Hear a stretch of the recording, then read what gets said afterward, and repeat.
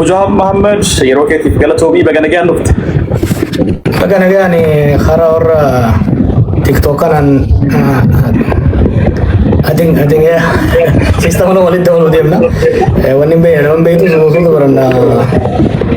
da wato da Kenya ne kuma ga manna baga walid dem I think am sir right na fakate din din Aye hato ga kalati duma gara-gara ti hakka hawa sadra dahu hasofna kemi kuni TikTok ini sarne gama kanatin adin ta wande na boni bayi kama si mako da balle tsan dahu wala ti mako muta bayi urfata so bayi wonta tana kan ta gida mamu kana fi yaman kan dari salah to makan sadra dahu berbanne na boni bayi kalati gara-gara ti mega tulsan marin king amme gade Obozor Tipper Bikana Guya Murasa Dura artist Gama Facebook live bate dimma tokko ummata biraan keessatti dhimmi suni dhimma ijoo ta'eetidha kan ummata biratti irratti ama darbe kana egaa dhimmoota kana bal'inaan irraa kaasee dubbannaa hawaasni keenya maal yaada uummanni keenya maal jedha yaada maal qabaa irratti waan jedhu hawaasa irraa yaada fudhannaa yaada deeggarsaa haa ta'u yaada mormii haa ta'u yaada kallattii garaagaraatiin jiru hawaasa keenya kan biraa ta'uu fi dhalbal'aa kanaan namootaaf balbala bannee kan irraa ta'uu jiru. Mee jalqaba walumaa galatti dookumentiin deeggardaa ati kallattii garaagaraatiin uummata biraan geessee fi irraallee gadi baatee haa ta'u beekaa muraasatti walumaa galatti namoonni baay'een gama bilchinatiin jiranii kun beekaadha dookumentii kana baasnee akka irratti barreeffame jedhanii haasa'u kun immoo lakki dookumentiin kun sobadha jedhu lakki kun immoo dookumentii kana jawaatan mormaa jiruu fi waanuma ofiisaatiif irratti hirmaanneef yoo ta'e malee dookumentiin kun dhiibbaa Oromoo irratti yookiin immoo dantaa Oromoo irratti dhiibbaa qabaatu waan jedhu kaasu achirraati walumaa galatti raafii waan tokko godhaniifi ijoolleen keessaa ba'a. Ga dokumentii lama kan dhiyaate dokumentiin tokko ka ifatti baafne Oromiyaa bifa haaraan bulchiinsa naannoo Oromiyaa caasaa haaraan ijaarra kan jedhu kan lammaffaa ka ejjennoo paartii bilchiginnaa qabatee marii irratti dhiyaachuudhaaf jedhamee kan Adaamaatti koreen giddu galeessa paartichaa irratti mari'achuudhaaf mariidhaaf dhiyaate lama kati saya ergani osoo beekne isaa erganii maaniif illee haa taatu there is a public interest kun waan hiree uummata miliyoona 44 jedhanii garii miliyoona 60 somewhere around there hiree akka uummata Oromoos hiree uummata Amaasii akka uummata Itoophiyaatti hiree uummata miliyoona 130 olii affect waan godhuuf irratti mari'atamuu qaba. There is overwhelming public interest in this document. Kan itti argadhee fi maali isaan qoratanii irraa ga'anii garuu akkaataa akka malee illee haa dhufu dhimmoonni as keessatti hammataman akeeka imala qabsoo uummata Oromootii fi uummata Itoophiyaa waggoota 50-60 dabran deeman irratti jijjiirama guddaa kan fidudha. Hiree biyyituun gara fuulduraa uummanni kun gara fuulduraa qabu irratti dhiibbaa guddaa kan qabudha. Pozitiif ta'uu danda'a, negatiif ta'uu danda'a. Irratti mari'achuun dirqama. Amalli imaammataa fi ndagamu sirriitti ndagamu.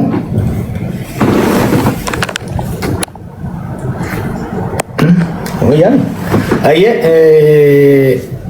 Regala sufuat dhimmi kun dhimma biyyaatiif dhimma uummataati. Wanti tokko dhaabatuu qaba Itoophiyaa fi Oromoo gidduuttis. Imaammanni when we say policy kun policy walii we're talking about constitutional amendment waa'ee heera mootummaa jijjiiruuti kan haasa'u jiru.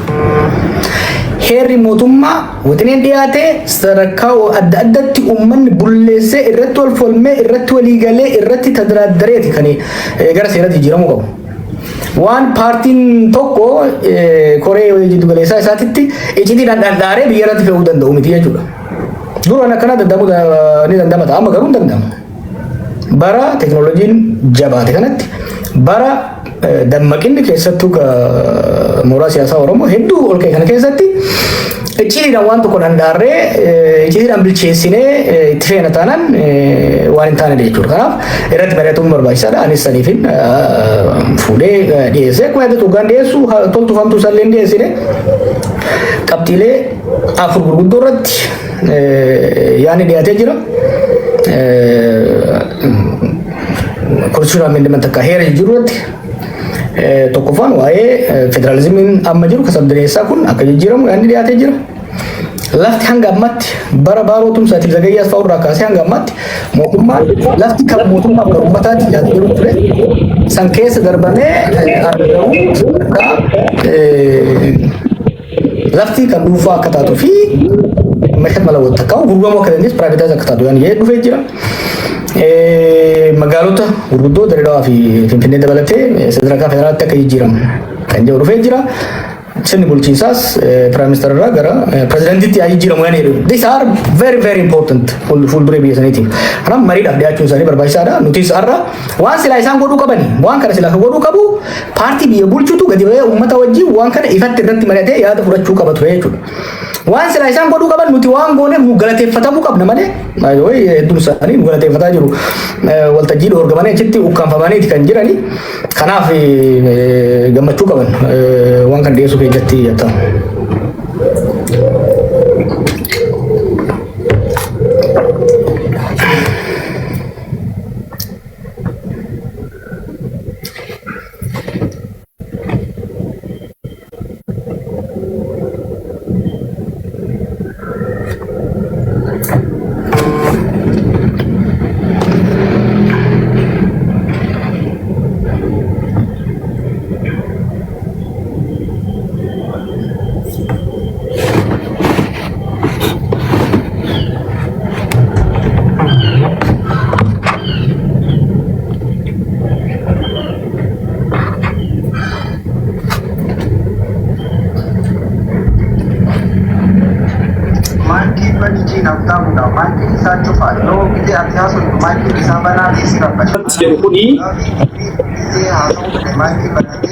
Dagama sagalee kiyya. I think TikTok irratti sagaleen qoodaa jiru fakkaatee amma dhagahamaa jira.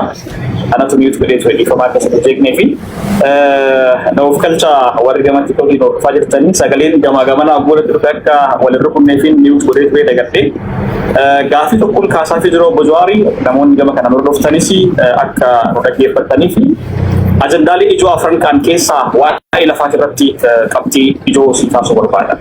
Lafti sirrichaadhaaf dhiyaachuun yookiin immoo lafti gara dhuunfaatti deebi'uun isaa dhiibbaan inni qabu maali? Warra jedhamtu jiru. Lakkii dhiibbaan inni qabu guddaadha. Darbuutu deebisee gabara darbuuti as waa'ee lafaa fooyya'aa fi jabaachaa dhufee lafti kan qonnee bulaa fi horsiisee bulaa ta'ee uummanni keenya irraa badhaadhaa ture malee waan dhabe qabu waan jedhan kaasu. Balaabbaatummaa deebisaa waan jedhu immoo achitti agarru. Gama kaaniin immoo demogiraafiin biyyaa warreen jijjiiranii jiru. Yaada kana akkamitti wal simsi? Badiin inni fiduu danda'u maali? Dhimma kana narra caalaa warri beeku warri yeroo dheeraa qorannaa gurguddaa irratti godhe waan jireenya gara fuulduraa affeertee akka irratti mari'achiiftuun barbaada. Qabsaa'onni waan san gaafsan godhanis hayyoonni waan san qoratanis gama seeraatiin haa taatu gama seenaatiin haa taatu gara diinagdeetiin gara ekoonoomiksiitiin warri qorate baay'ee jira. Yaaduma dimshaasha sii kennuudhaaf jalqabuma lafti maaliif ka dhuunfaa akka hin taane dhoorkame? Lafti akka hin gurguramne maaliif dhoorkame? Historical background qaba. Lafti tilar takkaa'u mareen laraashuu wanni jedhamu kun wanni ka'eef maali?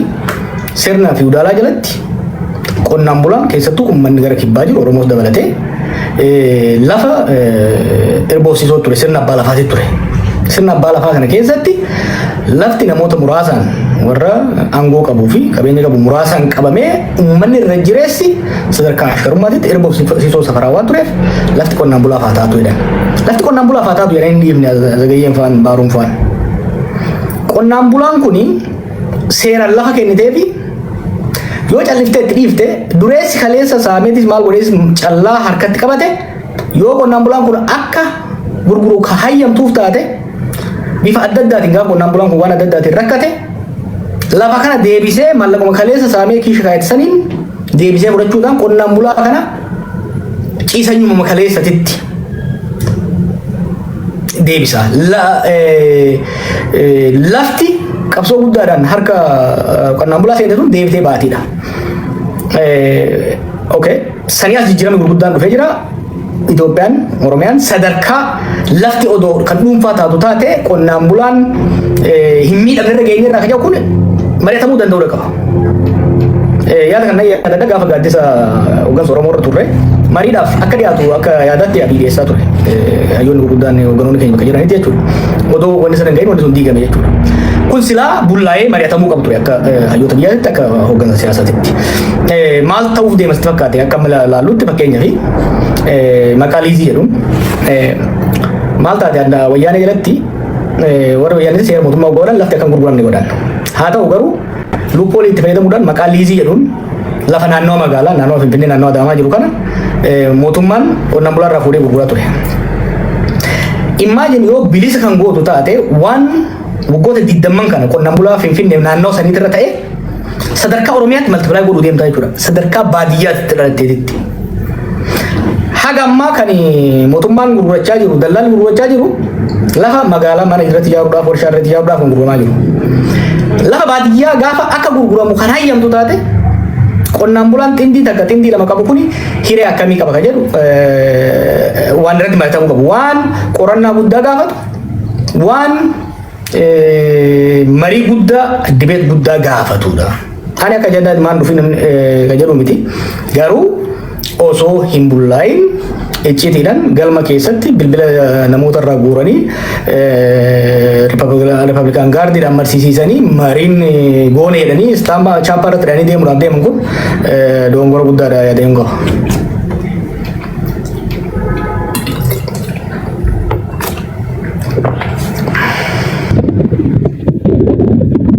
Gaarii dha obbo Jawaar egaa dhimma kana kallattii garaagaraatiin kan kaasnee irraa dubbannuudha kan ta'uu deddeebiidhaani. Namoonni baay'een waan kana kan jedhanii waa'ee lafaatiin wal qabatee jechuudha. Lafti keenya gurgurannee ittiin jiraannees waan barbaanne gochuu dandeenya. Abbootiin qabeenyaa lafa gatii gahaadhaan nurraa bitanii qonnaan bulaan keenya immoo waan isa fayyaduu fi waan isa dhiifne sirriitti beekaa. Ummata keenyas akkuma saawwaatti lakkaa'anii yookiin immoo akkuma yaaduu hin dandeenyetti lakkaa'anii lafa boo gurguratee qonnaan bulaan keenya hin buqqaa jedhanii qonnaan bulaa dura deemanii si beeka jechuun sirrii mitii waan jedhu namoonni kaasan dhimmoota kana warreen deeggaran jechuudha. Nama keenya akkuma homaa ayyaannetti lafa taaksii gaafa barbaade gadi baasee gurgurachuu qaama danda'u godhanii dhiyeessuun kun sirrii mitii hanga sirrii dirqiidhaan lafa qotee bulaa irraa fuudhee gurguruutti labsabilitti qotee bulaan waan isa fayyadu qoonqoo ijoollee isaa cufee lafa gurguruutti ce'uu waan jedhu kaasu. Ormi kanaaf beekee maali? Agarree rabarraan of bineetitti keessattuu eega sirni kun dhufee booda maal kan jedhame falmiin ture qonnaan buloonni Finfinnee keessa jiranii fi naannoo Finfinnee keessa jiran lafti haga tokko kennamuufii qaba jedhamee nabbaar itootaa maal waan jedhan tokko dhufee ture yaadatta. Dallaalli maal godhee uummata kanarra deeme yoo mootummaan irraa saamuu gaafa dhoorginu dallaalli irra deeme gatii rakishaan akka gurguratan godhe. Labsiinit maaliif namni beekeenya hiyyeessa maallaqa xiqqoo yoo bira kan qabdu taate gaafa rakkate rakkoo adda addaa keessa seensanii araada adda addaa keessa seensanii bifa adda addaatiin saamame naannoo Finfinnee piraaktikalii agarree jirra. Izera garantii wanni kun boqojjiitti akka hin taane izera garantii kun dambidoolotti akka hin taane baaletti roobetti akka hin taane garantii qabna. Waa'ee uummata tuffachuu sana osoo hin ta'in uummata sossobanii kan yaaduu qabnu dureeyyii biyya keenya qofa miti. Seerri takka baatee bara dabre yaadatta irraa soofnee turre. Seerri lammiileen biyya alaa qabeenya horachuu danda'an jedhu. Arabni dhufee lafa teenya irraa guurratee yoo deeme yoo warri mireeta. Riskiin isaa sirriitti asas godhamee jira kan jedhu irratti ilaaluudha. Yaadni amma ati kaafte bareedaadha. Bushu dibeettaati. Qonnaan bulaan keenya sadarkaan konfidensii isaa, sadarkaan bilchina isaa, sadarkaan security isaa bakka yoo fedhellee yoo karaa qabu taate lafa qindii isaa gurguratee hin deemu. Kanaafuu eegumsa mootummaa isa hin barbaachisu. Eegumsa heeraaf seeraa isa hin barbaachisu. Lafa isaa yeroo barbaadetti haa gurguratu yaani jedhu sanii nu baasamuun baasu kan jedhu ammas konkuluun godhuun barbaadu dhaga'uun barbaada an ogeessa lafaatii miti ogeessota dhaggeeffachuun barbaada. Wanni hanga ammaa Itoophiyaa fi biyyoota biraa irratti namoonni qoratan kanan laale garuu sadarkaa sanitti waan konfidensii naa kennu miti. hayyoota birootis kana wal qabatee hayyoota birootis kallattii garaagaraatiin kan irratti affeerree irratti barreeffamaa egaa namoonni baay'een dhimma kanatti yaada kennan akka jiran keenyatti namoota kana keessatti baay'ee waadaa isinii galuu barbaadna daawwachiisuu keenya. Kana wal qabatee viidiyoo tokko si agarsiiseen gaafii si gaafadha. Videoon kun direct sumaan wal qabataa viidiyoo kanarratti waan ati dubbattu jira. Viidiyoo kana wal qabatee wanta dhibbana bahan kana keessaati wanta dhimma direedoo ijoolleen direedoo ashawwadame wal dha'utu jira. Egaa mee viidiyoo kana walumaan dhaggeeffannee haa deebinu. Warri itti gama TikTokii hordofaa jirtanii sagalee akka dhaggeeffattanii isin affeera. Viidiyoo dheeraadha. Kallattii garaagaraatti iddoo garaagaraatti dubbattee ani magaaluma ani jirutti kan dubbattee fudhadhe keessaa sanuma mee haa dhaggeeffannu. Sponsor namni gosa hiite wayyaan irraa sharrii baratteeti irra baratte. Waa jaaruu hin dandeenyu, waa diigu, waa balleessu bidootu wayyaan itti argatee illee jedhan sheetaanatu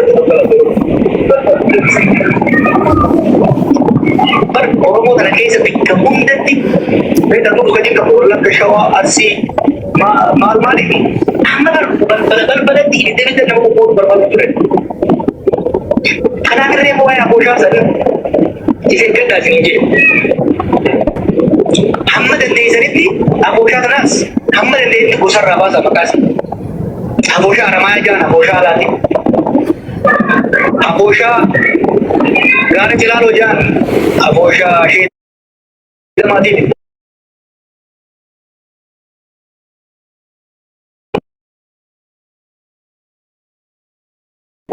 These artificial things politically emerged. Mira, así que yo maka posati ni maka politically think ummati kana ni shichi. Viidiyoon kee kanadha. Namoonni baay'een viidiyoo kana hin argatanii naaf danda'a. Gama keenyaanis jira achirraa argachuu danda'a.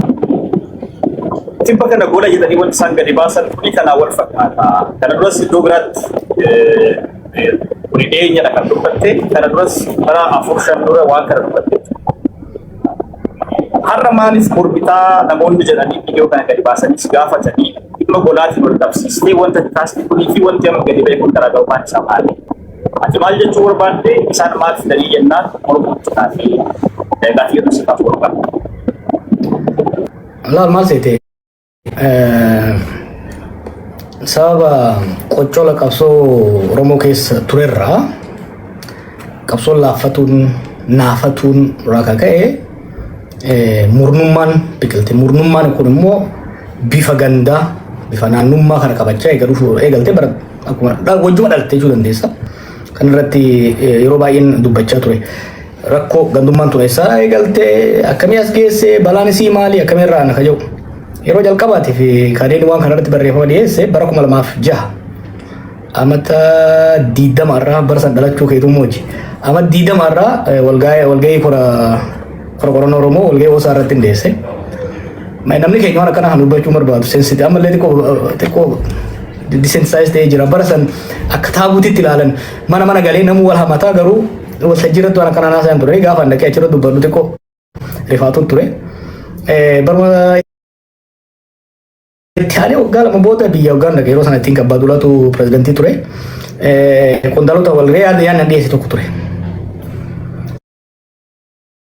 Naannoleen siyaasa keenya keessatti eenyummaa Arsii gosa tokko bakka tokkotti bulchiin tokko isa akkaseen warri Shawaa jedhamu gara tokkotti akka ijaaramu warri Harargee jedhamu gara tokkotti akka ijaaramu.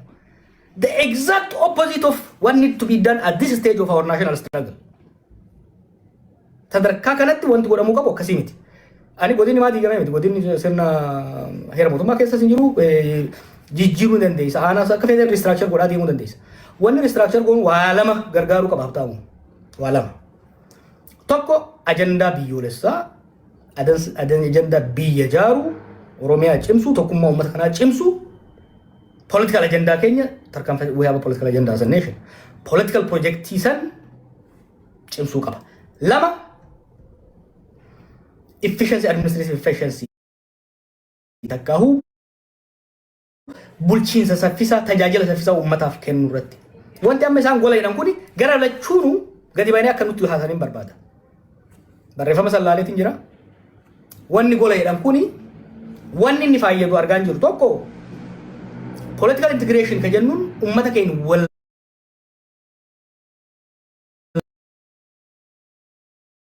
illee uumne kana daangaa kana daakuu qabna jechuudha.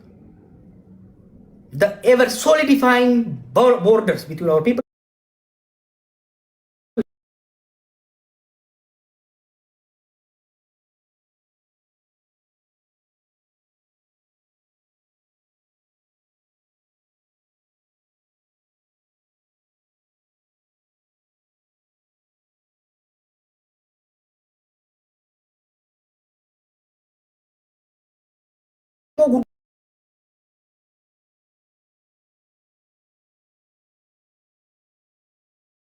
bittinsuudhaaf carraa kanatti yoo fayyadamne gaariidha waan jedhan kaasu. Gama kaaniin immoo lakkii bulchiinsa kallattii garaagaraatiin jiraatu kanaa Oromiyaan biyya ta'uudhaafuu bu'uura jalqabaa kan buusuudha. Bolloonni amma ijaaraman kuni akka naannootti yoo guddatanii Oromiyaan akka biyyaattu yoo yaadamte maqaan Oromiyaa jedhamu kun jiraatee naannoon achi keessatti jiraatu akkuma amma naannoon kawayii biyyattii Itoophiyaa jedhamu keessa jirutti Oromiyaadhaa gara biyyaatti geessuudhaaf baay'ee tajaajila guddaa qabaata. Maaliif jeeqamaa namni fi maaliif kana hojii dhiphataa kan jedhan kun immoo lakkii ayidantii tokkummaa Oromummaadhaa sana balleessanii gola golaan qoodanii bolonni kun Oromiyaa keessaa ba'anii naannoo gaafa ta'anii tokkummaa Oromummaa fi eenyummaa Oromummaa sana bittinsuutti kan deemaa jirudha garee kallattiin kun kan